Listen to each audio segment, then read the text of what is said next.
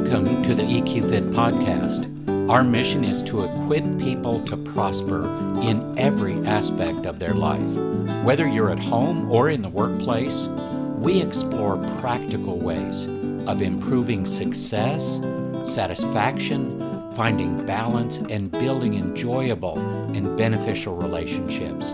Thank you for joining us. I have to admit, I'm pretty excited about sharing what I have for you in this episode. It's late in the evening, and I don't usually do these recordings late in the evening. I do them midday or sometimes even in the morning, but there's a reason I'm late in the day, or I should say late in the evening, doing this recording this time, and it centers around the fact that I have spent the last couple of days editing the manual that goes with the brand new course that Dr. Chuck Coker and I have so diligently been working on for the last, I would say, year to year and a half now. It's called The Art of Emotionally Intelligent Leadership. And I'm so excited about this course. We did the filming for the course a couple of months ago. The course will be released sometime in the very near future. But what I realized, and I have looked all over, I have looked online, I've done searches, I've done all kinds of things to try and figure out, is anybody else sharing this same kind of information? And yeah, maybe bits and pieces of it, but not in a format that really ties together leadership competencies with emotional intelligence competencies and infuses those together in a way that they leverage each other and create kind of a synergistic result, to be honest about it. And that's what I want to talk to you about today. The funny thing is, I was not planning on editing the manual for the course these last couple of days, but it just happened I had some time that I could do that. And sure enough, I look on my podcast episode schedule, and guess what? It was supposed to be for this week. It's supposed to be The Art of Emotionally Intelligent Leadership. So all things work together for good, don't they? Let me kind of start to give you a little bit of background on why I think this is so important and what I want you to come out of this with today. Emotional intelligence represents far more than just managing your feelings. It's a sophisticated interplay of mental and social abilities, and it shapes every aspect of our personal and professional lives. While traditional intelligence, or what we call IQ, measures our capacity to learn and to reason, emotional intelligence determines how effectively we navigate the complex web of human relationships, how we handle stress, how we make decisions under pressure. As we face increasingly complex dynamics in the workplace and in the world for that matter, we need a new set of tools that will help us get through all of that. And that is what I want to talk about, and specifically the focus around leadership. And if you've heard me before, you probably heard me say everybody's a leader, because you have to learn to lead yourself well first before you can lead other people. So as we face this increasingly complex world and everything that's going on with the social changes, the political changes, and frankly, just changes everywhere you look, the ability to recognize, to understand, to manage, and to positively influence our emotional environment, both ours and other people's for that matter, it's become an indispensable skill for success, and it really doesn't matter what industry or what field you're in. Emotional intelligence consists of 5 key competencies: self-awareness, recognizing and understanding your own emotions and their impact on your thoughts and behavior, and how this impacts your interactions with other people. So literally, how are you showing up for other people? The second one is self-regulation, managing emotions effectively, controlling impulsive behaviors, adapting to changing circumstances. The third is motivation, harnessing emotions to pursue goals with energy, with resilience, and with enthusiasm.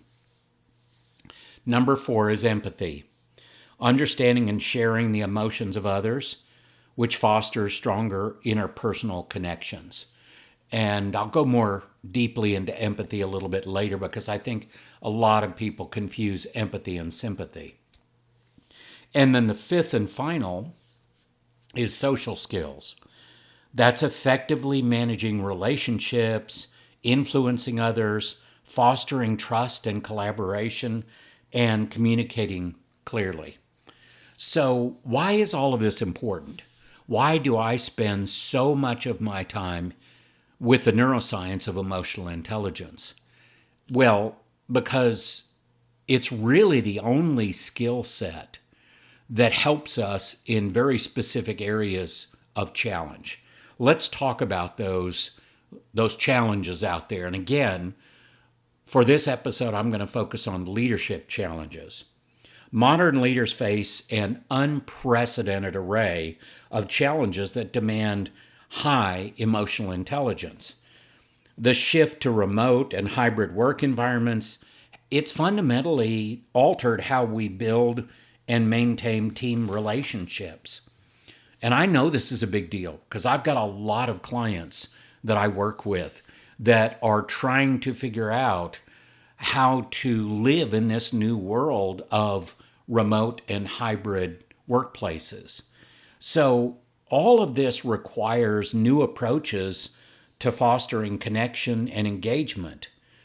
We as leaders have to now navigate the delicate balance between maintaining productivity and supporting employee well-being at the same time.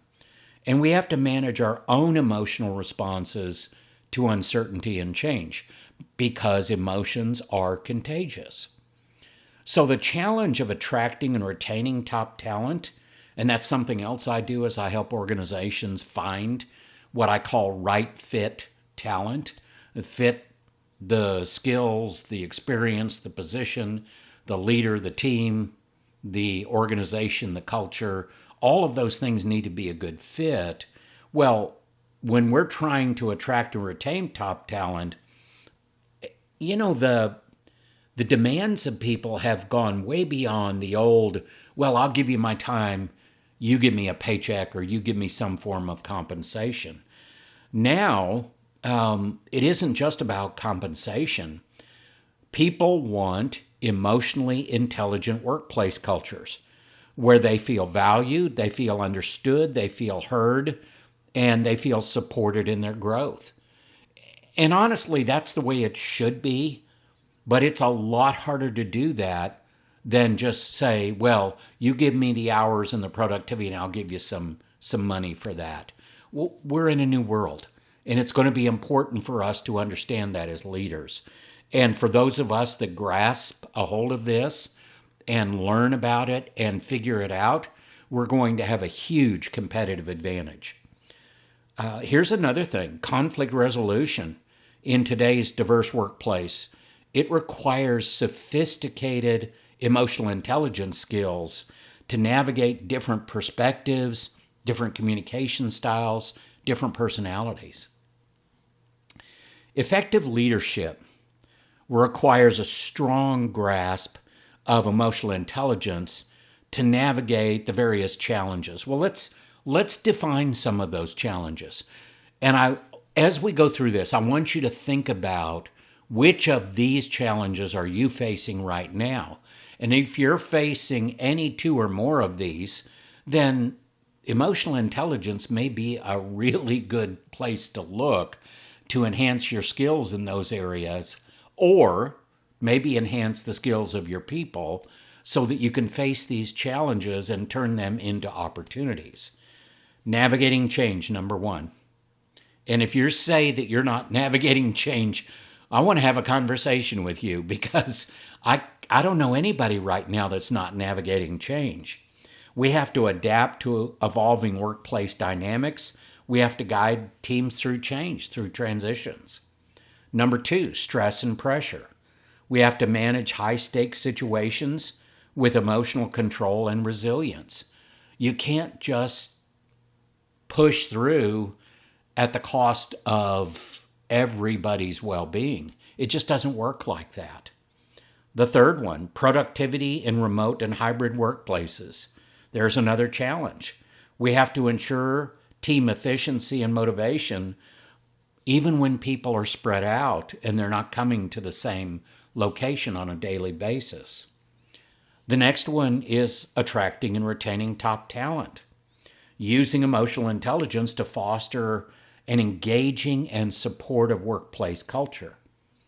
The next challenge is resolving conflict.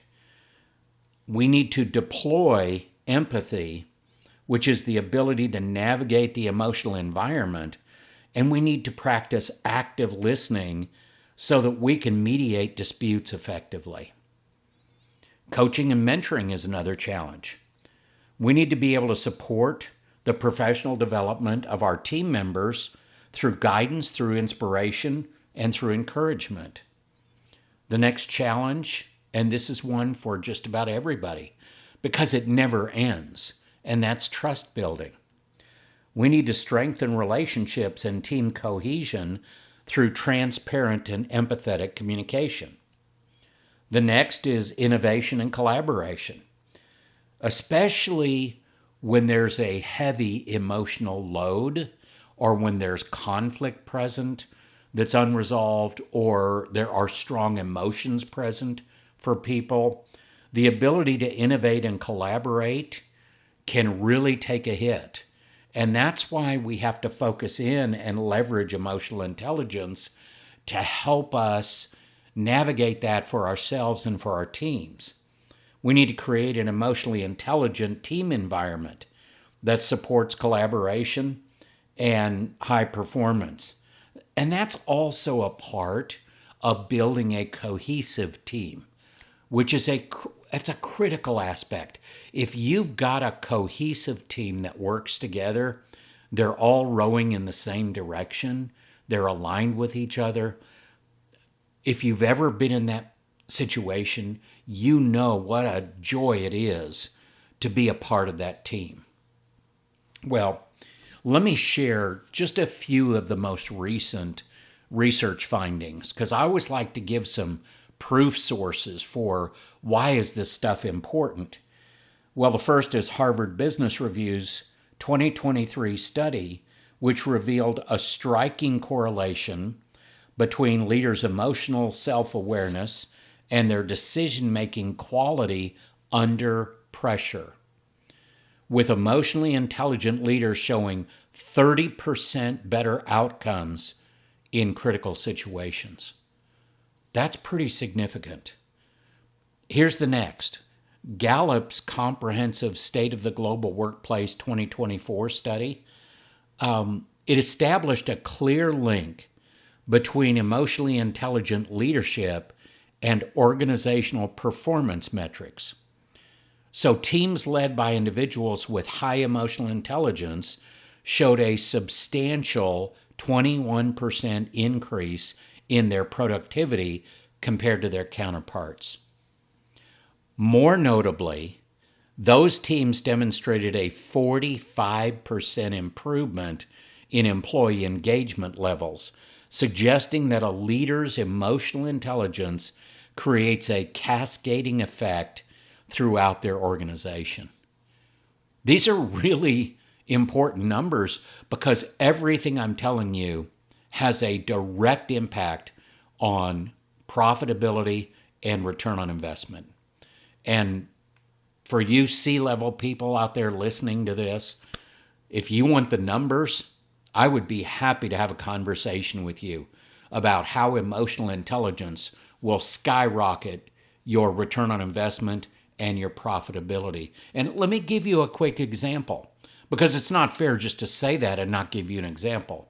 I had one client a few years ago that allowed me to work with their team for 1 year, for 12 months. In that 12-month period of time, we increased revenue 28%, and we doubled net profit. So if you want to talk numbers, I'd be happy to talk numbers all day long. Here's the last one, a bit of research that gives us some additional insight. 6 Seconds State of the Heart 2024 Global Report provides perhaps the most compelling evidence for the long-term impact of emotional intelligence in leadership. Their longitudinal study tracked organizations over 3 years, revealing a striking 35% increase in employee retention in departments led by an emotionally intelligent leader. So when you think about just the 3 things that I've mentioned here, right out of the research, it really demonstrates that emotional intelligence is not just correlated with leadership success, it is a fundamental driver of it.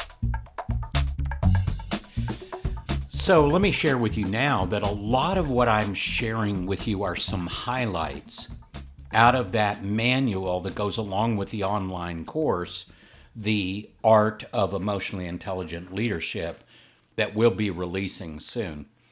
Let's move on. Let me give you some additional highlights out of the manual, which I hope will give you some insights that'll be helpful. Let's start with the foundation of emotional intelligence skills, and that is self-awareness. Self-awareness stands as the cornerstone of emotional intelligence. It serves really as a foundational building block upon which all other emotional intelligence competencies are built. So think of it this way. Like a skilled architect who has to first understand the ground beneath their feet, leaders must develop a profound understanding of their inner landscape before they can effectively guide other people. This chapter in the book, in the manual that I'm looking at right now, specifically focuses in on the essential elements of self-awareness. And it provides very practical tools. By the way, there are a ton of exercises and downloads available in this course. We're not just going to leave people with information. That's not enough. You need to have exercises you can try, different ways you can practice these new skills and develop them. And there's also going to be guidance on how to reflect on what you've learned, how to lock in the learning. So where do we go with self-awareness? Since it's so foundational to being an emotionally intelligent leader, it really is far beyond just simple introspection. It is the conscious cultivation of understanding how our emotions, our strengths, our limitations shape our decisions and influence those around us. Research from neuroscience reveals that the anterior insula, and I promise I won't go too deep into the science here, as much as I love it, the anterior insula, a region of the brain associated with self-awareness, becomes more active when we engage in deliberate self-reflection. So you can light up a part of your brain just by starting to practice self-awareness and self-reflection. This physiological foundation underscores why self-aware leaders consistently demonstrate superior decision-making capabilities and why they foster more robust team relationships. And it just makes sense, doesn't it? If you're more aware of who you are, your emotions, how they impact you, and how you show up for other people, you have a much higher rate of success in being a better leader because you know yourself. And that's an important start in this process called self-awareness. Now, I've got this little section in the manual called Core Understanding, where I really, in a very short paragraph or two, try to explain how this competency works and why it's important. So we're on self-awareness. Focusing on emotions is not a weakness or something to avoid. Emotional intelligence, and specifically self-awareness, is a competency that is critical to sustainable success and well-being for leaders, for teams, and for entire organizations. For a leader, emotional intelligence becomes the toolkit to effectively influence others for the desired outcomes. And isn't that exactly what a leader's supposed to do? Research has proven a direct correlation between high EQ leaders and high performance. And I've seen those studies. I've seen a lot of studies and research that continually has that outcome to it. I mean, it's almost a direct correlation between high EQ and high performance. So self-awareness is a critical component of something we call competence, and it's closely tied to social skills. That competence is really important because between self-awareness and social skills, you can increase your competence as a leader. And in the course, we go a lot deeper into the 4 C's of good leadership, of excellence in leadership, competence being one of those. Now, let's move on to the next one. The next one of the 5 primary competencies of emotional intelligence, and that's self-regulation. In the complex landscape of modern leadership, self-regulation emerges as a critical differentiator between effective and struggling leaders. Think about that just a minute. Do you want to be an effective leader, or do you want to be one that struggles? And there's going to be times we all struggle. But let's dive into this. This essential capability, self-regulation, goes far beyond simple emotional control. It represents a sophisticated interplay of emotional awareness, behavioral choices, and strategic adaptation. Okay, there's a lot going on there, right? But think about it this way. Can you regulate your emotions, not suppress them, not overly express them, but can you effectively navigate them for better outcomes? Be more intentional more often. That's what we're talking about. As we explore the depths of self-regulation, we'll discover how this vital skill shapes leadership success and organizational culture. So here's the core understanding when it comes to self-regulation. Self-regulation is the practice of managing emotional drivers for more intentional outcomes. Key abilities in self-regulation are consequential thinking, navigating emotions, and staying true to core beliefs, values, and goals. Self-regulation is a critical component of character. That's another of the 4 C's of leadership excellence, is character. It's closely tied to a growth mindset. So leaders who effectively manage their emotions and those of others create an emotional environment of psychological safety where team members are more engaged, they're more transparent, and they're willing to take risks. When you see a team that operates in that fashion, you've got a high-functioning team. And as a leader, that's exactly what we want. Okay, let's move on to the next three and last three of the emotional intelligence competencies to become an emotionally intelligent leader. And it starts with motivation. The journey of leadership begins with a fundamental force that separates exceptional leaders from the rest.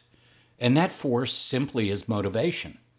So, like a powerful engine driving a vessel through challenging waters, motivation propels leaders forward. It enables them to navigate obstacles and to inspire others along the way. In this chapter, and again, I'm looking at the manual itself right now as I share this with you, we're going to explore how to harness and sustain this essential leadership energy. Think about that. Think about having a motivation well inside of yourself, like a water well. You go, you drop the bucket in, you bring up a bucket of water. Well, we all have this well in ourselves, our motivation well. The question to you is, does it replenish itself fast enough so that anytime you go to get more energy and motivation, it's there for you? Or do you have a leak in your well? Is it not replenishing itself?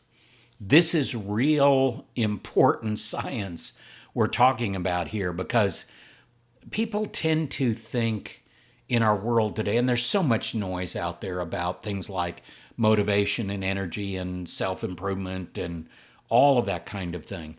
But there's real science that I'm drawing on here to say, if your well of motivation is not refilling itself fast enough, there are things you can do about that. So let's talk about that from the core understanding section of this manual. Motivation is a key component of capacity. Interesting, right? Wait a minute. What does motivation have to do with capacity? Well, how can you increase your capacity unless you're motivated to do that? Motivation is very important when it comes to capacity. And I'll bet you have seen this in organizations or in teams. If you have someone that's not very motivated, they probably also have limited capacity to do whatever it is that they should be doing. Maybe it's enough. I'm not saying it's not enough, but it may not be, there may not be a lot of extra room there, not a lot of extra capacity. Emotional intelligence skills are engaging intrinsic motivation and exercising optimism when it comes to driving motivation, increasing motivation, which provides us the energy we need to do what we want and need to do. So, a little caveat here, external motivators or extrinsic motivators like money, status, recognition, fame, whatever, they're unreliable. They're not good sources of motivation. They just don't last very long. However, intrinsic motivation, which is based on our beliefs, our values, our goals, that's much more reliable as far as motivators to provide us energy. It's also much more long-term. If we're pulling from our beliefs and our values and our goals, our aspirations. Capacity is a combination of motivation and realizing potential.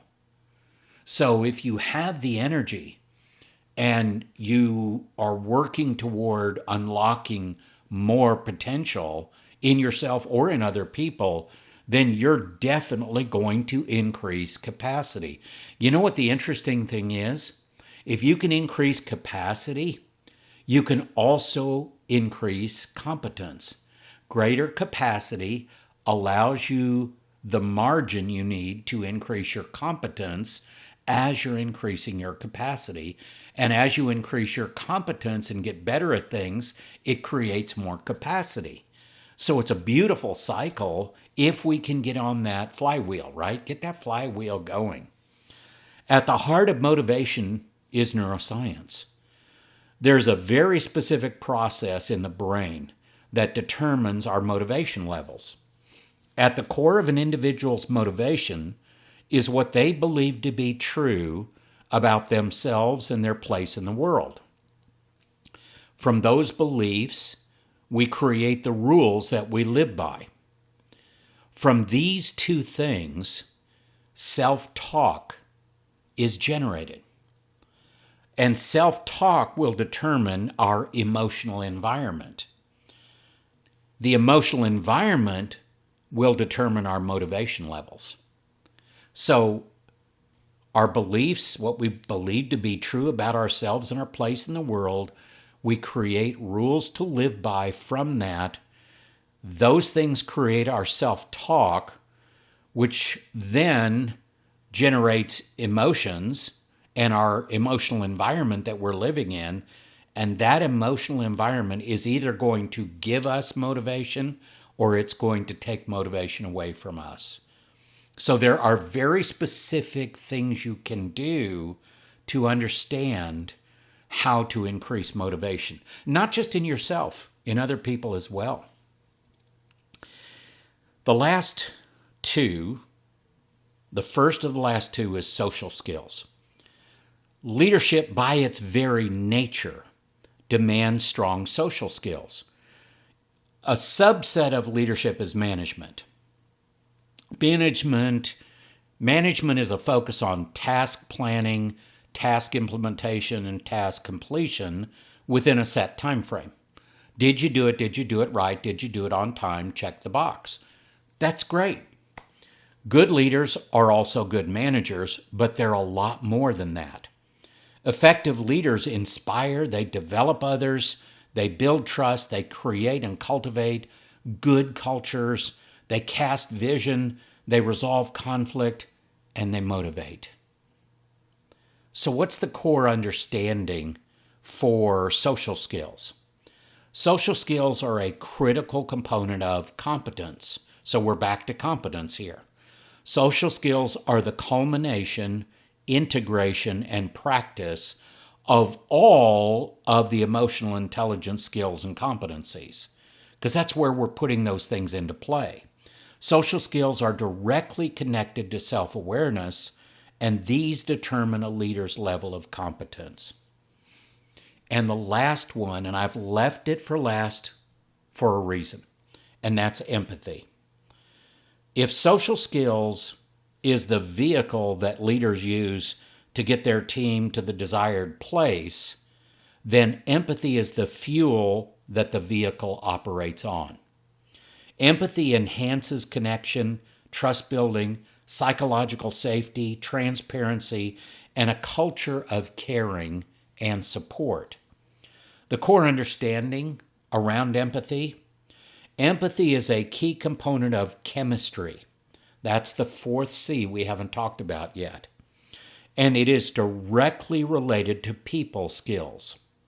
Sympathy is a surface level approach to sharing concern for someone else in their situation.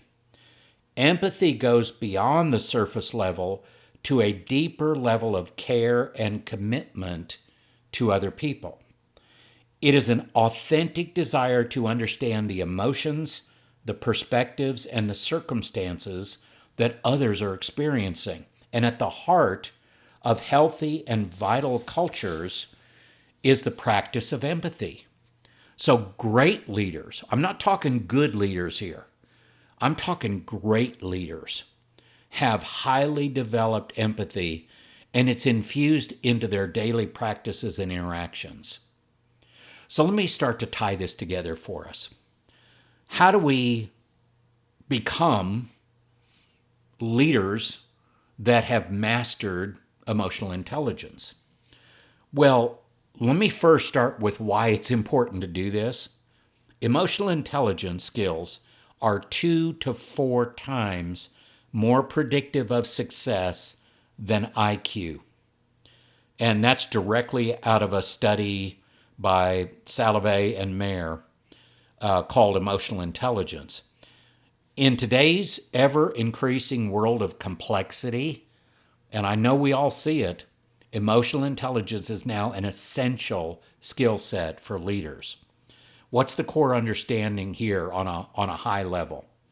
Emotional intelligence impacts every aspect of leadership because, in the words of 6 Seconds, the largest emotional intelligence organization in the world, emotions drive people, people drive performance. At the heart of leadership are the skills of emotional intelligence, and these are skills that can be understood and developed more rapidly than many other skill sets. However, emotional intelligence skills are perishable skills. Daily practice is needed to ensure continuous growth and improvement in these skills. Emotional intelligence stands as a transformative leadership philosophy and practice that goes far beyond traditional skill sets. The sophisticated approach to leadership fundamentally reshapes how decisions are made, teams interact, and organizational cultures evolve when emotional intelligence is in play. When leaders truly master emotional intelligence, they create an environment where engagement, resilience, and high performance become natural outcomes rather than aspirational goals. That sounds like a fun place to work. Thank you for joining us for this episode. If you have any questions about this week's episode, or maybe a suggestion for future episodes you'd like us to explore, please contact us through our website at eqfit.org. For more information and inspiration, connect with us on LinkedIn, Facebook, and YouTube at EQFit.